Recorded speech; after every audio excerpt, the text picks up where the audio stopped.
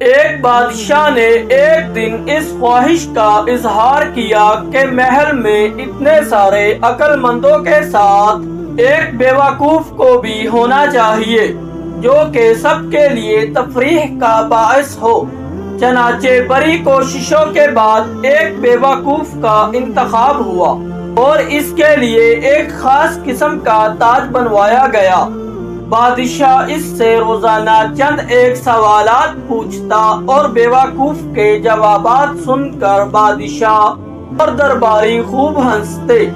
وقت گزرتا گیا اور ایک دن بادشاہ سخت بیمار ہو گیا، یہاں تک کہ طبیبوں نے جواب دے دیا۔ بادشاہ نے اپنی تکلیف دور کرنے کے لیے اپنا آخری وقت بیوقوف کے ساتھ گزارنے کا فیصلہ کیا اور اس کو طلب کر کے کہا، آج تم سوال کرو، میں جواب دیتا ہوں۔ بیوقوف نے سوال کیا، آپ اپنی موت کے بعد کہاں تشریف لے جائیں گے؟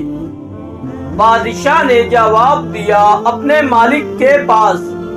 بیوقوف کا اگلا سوال تھا، آپ وہاں کتنے دن رہیں گے؟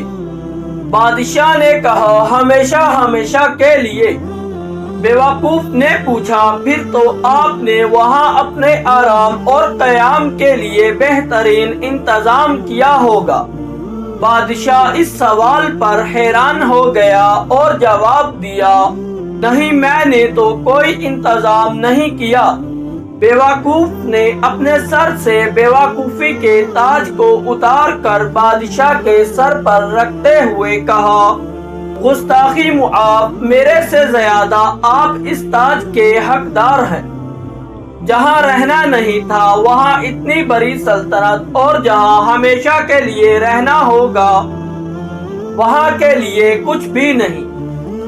آج ہمارا حال بھی یہی ہے کہ ساری جدوجہد اس دنیا فانی کے لیے کر رہے ہیں، مگر آخرت کے لیے کوئی انتظام نہیں۔ اللہ ہم سب کو آخرت کی تیاری کرنے کی توفیق نصیب فرمائے، آمین۔